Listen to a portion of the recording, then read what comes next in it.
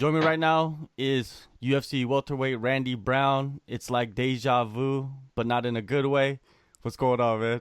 Hey, not much, bro. I'm just chilling, putting in some work, getting ready to go to war. Definitely, definitely. Let's jump right into it, man. Late February, very close to the fight. You contracted COVID. Fight was canceled. Tell us what exactly happened and how did you handle the sickness? Um, it wasn't bad at all. It really wasn't. I know everybody's situation is different. I was fortunate that mine wasn't too bad. Just headache, sore throat, and lost the smell. But other than that, I was chilling. Yeah, that lost the smell because when you taste food, you need to have the smell. You know what I mean? Like, what was that Yeah. like? That was annoying. That was annoying, and I didn't lose my taste fully. I was able to still taste things, so that was good. But smell, it was weird. I just couldn't smell anything. But it wasn't horrible. And as a fighter, it's funny because I really don't eat things for the enjoyment for the most part. You know what I mean? It's mostly I just eat for fuel. So uh, it didn't matter. It didn't matter. I was just stuffing my face either way. Yeah, how long after the sickness, did you get back to the gym? Immediately after my 10-day quarantine, I got right back because I was adamant about rebooking this fight because I really liked this matchup. So I don't know if you saw me on Twitter. I'm rarely on Twitter, but for that I was trying to get that fight. So um, we reached out to the matchmakers. Unfortunately, he had a fight booked, right after someone stepped in, but luckily it worked out that that fight didn't happen either. So the matchup came right back to me. So I went right back to work. Definitely. So when you got Yeah, back to here we are. work, what were the lungs like? Because everybody talks about their lungs, man. It takes a few Yeah. to get back to normal.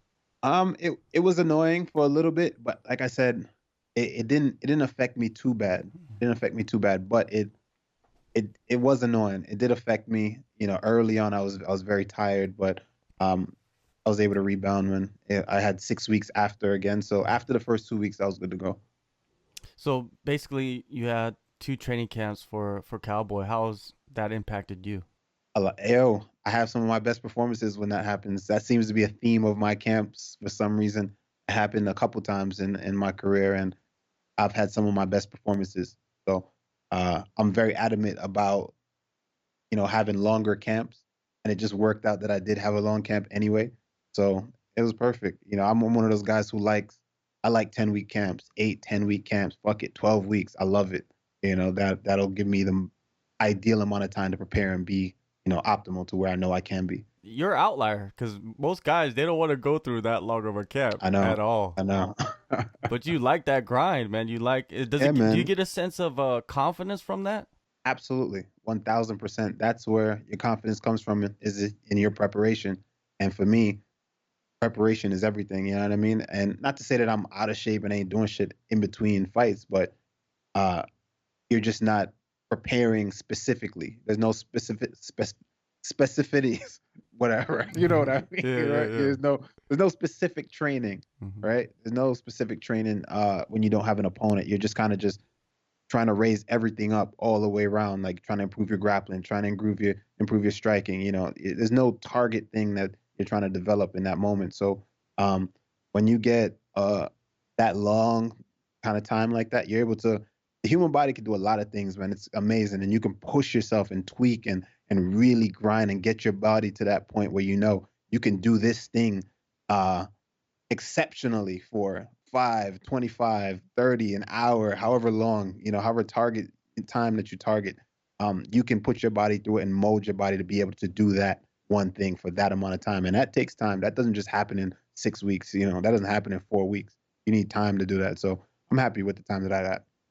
Yeah. Also, I feel like people that watch the sport, they're too quick to, get on a fighter for not developing as fast as they want them to. You know what I mean? Because, like Mhm. you said, it's an evolution, and some guys it takes a little bit longer than others. For sure. For sure. Not everybody's a Kevin Holland trying to hop in there in, in 3 days. You know what I mean? Some people they kind of take it different. Take their time and they're students of the game and really want to grow every aspect of their game. They're very tedious. And then there's some guys who are really talented who just want to jump in there and just go to war. You know, I feel like you need to have a good blend of both. Definitely. Now, coming off a loss or coming off a win, is anything different? Take us inside the mental preparations leading up to this fight. My mentality still remains the same, man. I'm one who's always looking to move forward. I'm always looking to grow. I'm never the same guy, and that's fact. That's proven in every one of my bouts. I'm constantly getting better. I'm always looking for improvement. And the mental side of it for me is it's the same. Just constant growth, keep moving forward, and take everything for what it is. You know what I mean? Take everything for what it is and just build off of it. No excuses. Just getting right to it, man. Getting right to it. Trying to get this money. You know what I mean? Trying to feed my family and crush these goals. That's all. That's facts because I think I've been interviewing you. I think this is like my fifth or sixth interview with you, and Mhm. that's a while, man. That's some years right there, going Yeah, back. And yeah. yeah, We I've go back, seen, bro. yeah, we do go back, and I see the development, man, and I love it. I love to see and talk to fighters and just their mannerisms change, over time, and they mature. That's the For main thing. sure, And if I don't see sure, the sure. maturity, it's just like, oh man, something is not right. Well, I'll tell you what. Here, there's a lot of maturity. There's a lot of growth every day. I'm a student of the game. I'm very tedious when it comes to my progression and just everything that I go through. Every experience that I've gone through within the octagon, it makes me who I am today. It's making me a better fighter. Um, like we spoke on my last fight, obviously didn't go the way I wanted it to go, and I have my feelings on that. You know what I mean? And I still stand by those feelings. So now I need to I went back and I corrected those things and I made sure that doesn't happen again, right? So a lot of it's just about accountability and making don't look over things, you know what I mean? Don't just let things go by. You got to really whoa, stop yourself, see what it is, take it for what it is and take it head on and fix it. Yeah, that's pretty much it. Yeah, and you're I think it's kind of luck in some ways that you get to get on a massive card. You know what I mean? UFC 261. You get to go to Jacksonville. The crowds are back. Is there too much? People like us, like me, play. Think about the crowds and fighters. They don't really care about it too much. It's person to person basis, I guess. For me, honestly, I wouldn't care whether there's a crowd or not. But there's a side of me that prefers the crowd because I love that. I love that interaction with you guys. I love that the energy that they bring. There's nothing like it. There really is nothing like it. But in the end, it's just a fight. No matter what. So the crowd and the lights and the glitter and the glam that can affect somebody differently, right? That can affect someone negatively because that kind of like it gives them more adrenaline. They're like, oh shit, it's like all of this extra pressure. Whereas someone like me, it doesn't bother me at all. It gives me a sense of I enjoy that. It gives me a sense of enjoyment of like that rush, and it's like it's a crowd. It's more like how do you say like gladiator school in a way. But um, for the in the end though, ultimately it's just a fight. It's just a fight, and no matter where it's taking place, no crowd. Um, once that first hit punch is thrown and you feel it, you're in a fight. Everything else is out the window. It doesn't matter who's there, who's not there. You're gonna throw down. And it's funny, like even in the gym, I've been in situations where, um, like I come from a boxing background, right? And you know how boxing sparring gets from time to time. It's intense. And I've visited different gyms and sparred with my coaches. They got their people there, and people have come visited me, and it's always this sense of uh like clans battling essentially. You know what I mean? It's a sense of like, oh, my team versus your team in the gym, and it's hard sparring. You're looking to hurt the other dude, but you're not really looking to hurt. If you got him wobbled, you're not going to go in for the kill, but you are looking to hurt him, right? And this is in sparring. So, with that kind of intensity, sparring with that kind of intensity, and you have this guy's team yelling, his coach is yelling, and your coach is yelling, and y'all are going back and forth is literally that's what it was like fighting in the Apex Center. You know what I mean? So I was used to that. So ultimately for me, all of it is just a fight at the end of the day. So it doesn't matter where it takes place or who's there. We're gonna scrap either way. Crowds are back. Venom is the new fight kit sponsor, so to say. Have you checked it Mm. out? Are you gonna look forward to seeing wearing that? They do have some pretty fly colors, though. I ain't gonna lie. Yeah, I like the colors. I really do like the colors. I'm looking forward to it. I really am. Um, and we get a little bit more money, I guess. It's not much, but it's something. So hey, it is what it is. But I do like the gear. I really do like the colors. Yeah, I like the hoodies especially. I kind of the designs look a little bit more streamlined than Yeah, Reebok. for sure, for sure. Now, what are your expectations, for yourself in this fight? Um, I expect Cowboy to bring the best out of me. I expect the best Cowboy, and I expect the best Randy Brown. And I know he's a guy that pushes the pace nonstop, fast starter like myself. And I think just stylistically, it just makes for a phenomenal fight. And the expectations for myself is to go out there and put on a hell of a show and dominate, and be able to maintain that pace that he brings, right? Because sometimes he sets a tone that he can't maintain. And if he does that with me, I think that's going to be a problem because I will be able to maintain that pace. And I expect fireworks, man. I expect a beautiful finish and a spectacular night. UFC 261, four Chinese fighters are on the card. You grew up in Jamaica. I heard Hmm. Jamaica has a big Chinese community. Is that true? Absolutely, yes, that is true. There's a lot of Chinese, Jamaicans down there for sure.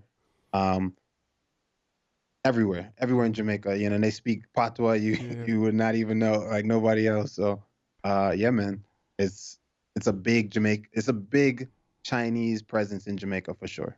Now, with the Chinese Jamaican food, like what is that like? Can you describe that to us? Um, they really cook the same things. Hmm. It's crazy because, and if you want Chinese food, I would in Jamaica they don't really make Chinese food in Jamaica. They make Jamaican food, which is interesting, right? There may be little twists and stuff on certain things, but it's primarily still Jamaican food with the Chinese flair on it. It's good. It's damn good. Would you prefer that, or would you prefer that American Chinese food? I feel like it's just two different things. Okay, It's okay. two different things. I like all my food in Jamaica though because it's just fresh. The meat is no, not really processed. You know what I mean? It's just good food, fresh food. Well, everything outside of America usually is like fresh food now. When it comes to like um rural countries like that, right? Yeah, yeah, for sure. Now, when's the last time you went to Jamaica? Do you plan on going there anytime soon? Yes. Oh, I was in Jamaica last year, and I'm gonna be there again this year. I go to Jamaica at least 2, 3 times a year. I'm always back and forth. Yeah, I think we spoke one time. You were down there at some of these boxing gyms, that are Yeah, outdoors, that are just gritty as hell. yeah, Just man. just I I just takes you I love back. Jamaica, bro. I love Jamaica. We're doing a lot of business down there as well. Trying to give back, to the kids as much as possible where I grew up.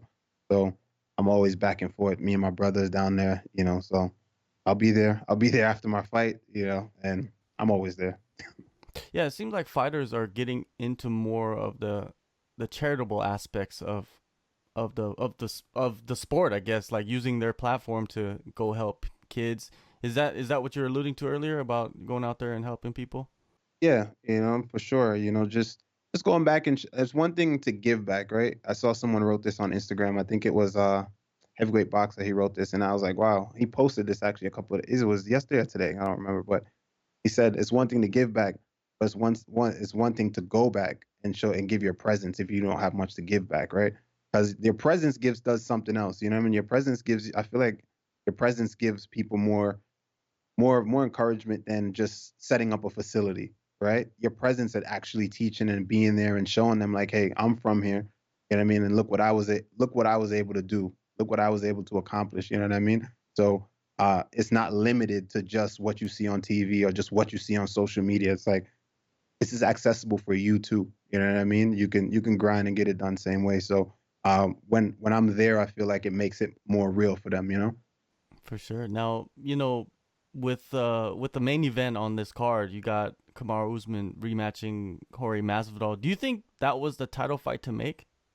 Um, I know that's not what everyone wanted to see, but I think ultimately Usman made that decision because he wanted no doubts. You know what I mean? And they had that bad blood, and people could always say, "Hey, but uh, Masvidal never got a full camp." So now he's giving him that opportunity to have a full camp, and uh, I think nobody's not mad at it. I'm not mad at it. You know what I mean? But sure, I would have liked to seen some other fights play out, but I ain't mad at this. I'll take this. It seems like champions are calling shots nowadays. Normally champions just fought the challenger, the next challenger. Is this Mhm. trend, do you think, a bad precedence, or is it just it is what it is? It's the name of the game now. I think it is what it is. It's the name of the game. It's the champion. Should have that he worked hard. He never picked and chose his fights to get where he's at now, and now he wants to maintain it. So now, not to say pick easy fights, but now he wants to say, okay, let me dictate and be the captain of my ship here. Obviously, I have to fight. So let me choose. Out of the top here, out of these top five people, let me choose who I think deserves it and who no one's gonna say it, but who I think is my easiest person out of all these five to beat in this moment until I have to face the other guys, right?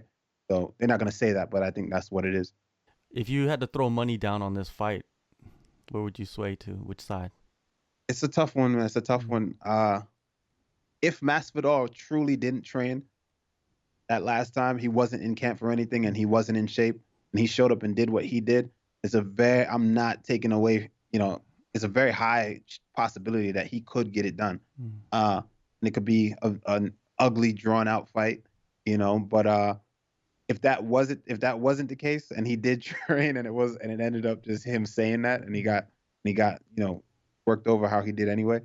um I think Usman will do the same thing, pretty much grind him out for the victory. Are you? But Yeah. sorry, go ahead. No, go ahead. Go ahead. You finish your point.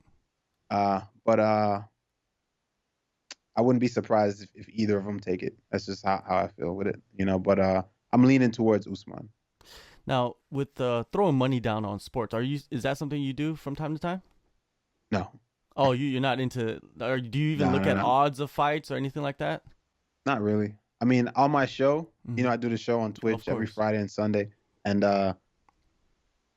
my co-host, he looks at the odds and we talk about the odds and all that stuff. But for me, I don't. I'm not something that I put any merit in because those guys don't know what they're talking about.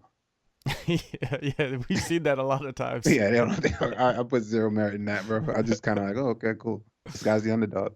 So you never ever throw like any money down on a fight or any sports and just like got lucky or Not one, something? not one time. Okay, Not one okay. time. But I've my friends all the time. My friends, they're not really into MMA as much as I am, so they like play basketball and all that stuff. So whenever any MMA fights, they always just in the group chat, yo, Randy, let's who do you think I should bet for? They always throwing money down on. I'm like, bro, I don't know, man. That's where it comes in handy sometimes. Mhm. I use my MMA knowledge there. Mhm. But as far as me personally betting, nah. But I'll give someone advice on who I think they should pick. Any But I say big? take it with a grain of salt Mhm. because MMA, there is no sure shot Mhm. in MMA Yeah, yeah, ever. yeah. Any big paydays you remember that you gave your friend? Nah, they're cheap, bro. They bet like $100, $200 at a time. All right, all right. We're from New York, bro. We in New York, so you know how it go. Yeah, for sure. All right, man. April 24th, UFC 261. Randy Brown is back in the octagon. Thank you so much, Randy, for the time. All the All best right, to no you, man. problem. Anytime, man. Thank you.